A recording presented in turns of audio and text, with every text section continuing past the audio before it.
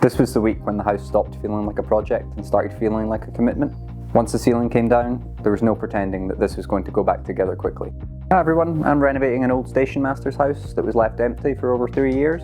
If you're just joining the journey, there's a few videos on the channel, including how I got the house at an auction in Scotland. This is week 4, the real start of the strip out. It changed the whole feel of the property. This week I met somebody who stood where I'm standing, and they really inspired me to just go for this with my own 2 hands. I've linked previous episodes down below.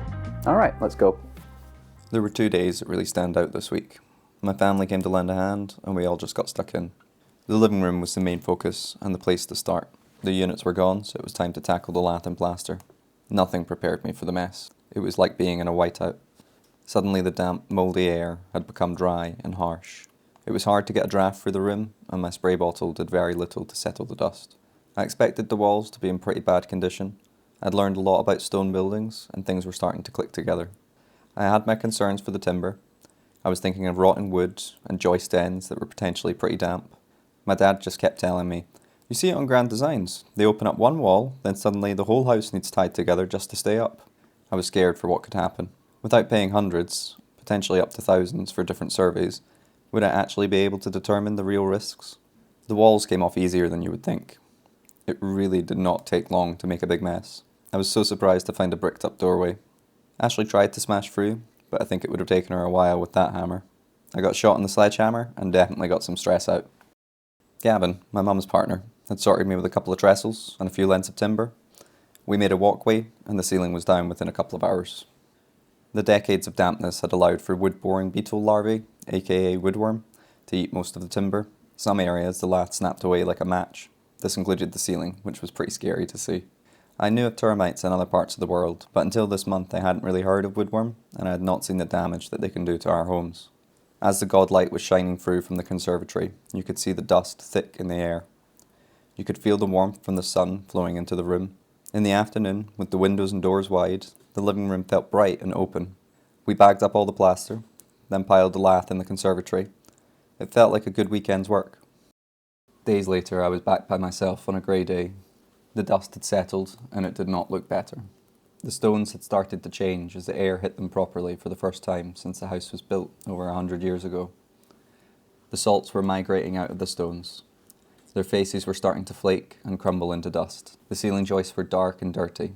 They were still full of nails from the lath and were covered with hundreds of tiny holes from the woodworm. The dry, dusty air had quickly gone back to being damp and heavy. The smell of earth and water lingered. There was no sun shining through on this day. It felt cold and empty. It had been so loud and busy over the weekend. Now it was still and quiet. The weight of responsibility had returned, now heavier than before. The house did not look better, but it looked honest. I was standing in a room that looked worse than ever, but somehow felt right. So, it was time to get the ball moving on getting a stove.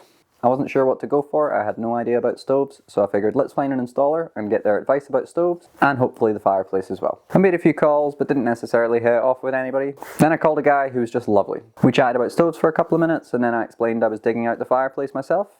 I told him I was hitting a point where I was unsure as to whether everything was safe and sound. I told him where the house was, and he told me that he actually just lived a few miles away, so he was more than happy to come straight down and take a look. I didn't want to waste anybody's time, I didn't really want to be a bother, but I did need advice on getting the fireplace ready for the stove.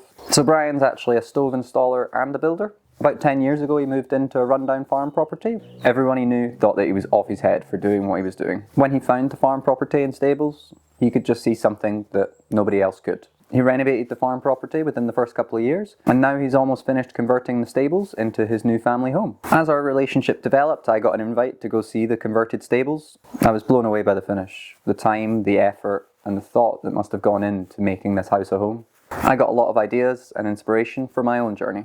So when Brian arrived here to see the house, he could see the opportunity and he could see the potential. His eyes just kept lighting up as we walked around. He came across calm, grounded, and very humble. As we were walking around, he kind of turned to me and just casually asked, "So you're doing all this yourself then?" You know, I was a little squiggly from the architect the week before.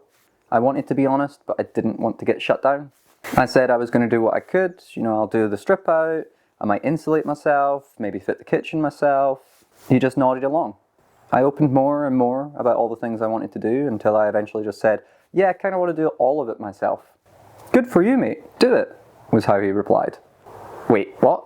Here's somebody who's near the end of their journey. He had buckets of experience, and physically he was a very strong guy. I mean, he could probably pick me up and throw me without breaking a sweat. Why did he think that I could do this? We chatted away about experience, the house plans, costs, and the journey that I was on. Brian's confidence was just contagious. The way he carried himself and interacted with me, I just felt a little bit more at ease with this guy. One thing he said that did stick: "Ian, you'll have a lot of days here where you don't get anything done, and that's okay." I'd been told that before, but when Brian said it, I just heard it different. It just carried more weight.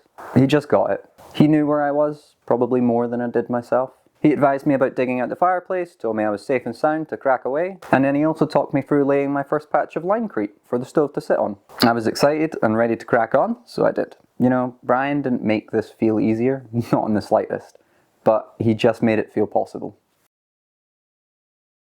I was still terrified about doing this myself. As things had started to get stripped out this week, the fear for what ahead of me was building. But I did know that this was the best thing to do: go back to stone. I didn't really take much convincing. I already had a decent amount of knowledge, and I'd been researching non-stop for about 8 weeks. My family didn't necessarily think it was the best approach. I told them everything I'd learned, but I was kind of met with doubt and apprehension. I just had to power through and hold my convictions. I definitely felt supported, but I also felt alone with my understanding of the house. When I met Brian, he really did just give me a boost of motivation and confidence. Where could I be in 10 years, I thought to myself. This week, I'd become more equipped to deal with adversity, and I was on my way to becoming more assertive. Week 4 was when I stopped asking myself, can I do this? And started asking, what's the next thing that I can do? The dampness. I'd learned so much over the previous weeks. A lot of what I was learning was pretty shocking to me. Historic properties ruined, homes that are unsafe, people getting ill, and people dying from poor health due to living with dampness and molds. There's so much noise when it comes to dampness, so much conflicting information, and so many studies are produced by the industry itself. I was starting to question whether damp-proofing methods were necessary or just a way to sell toxic chemicals. My house is one of thousands up and down the country destroyed by the post-war materials boom. At this point, I knew that the render was part of the issue. Stone buildings and cavity constructions are vastly different when it comes to managing moisture. I didn't have all the answers yet, but I knew I was finally starting to ask the right questions. Next time, the strip out continues. By this point, I'd given up on managing my own employment and went back to work regularly for somebody else. What am I doing for income, and was it a good decision? I continue to get the fireplace ready for the stove. I'll be covering what stove I went for and why in an upcoming video. If you've enjoyed today's video, feel free to hit like and consider subscribing to watch it all unfold. The previous episodes are linked down in the description. Alright, thanks for watching.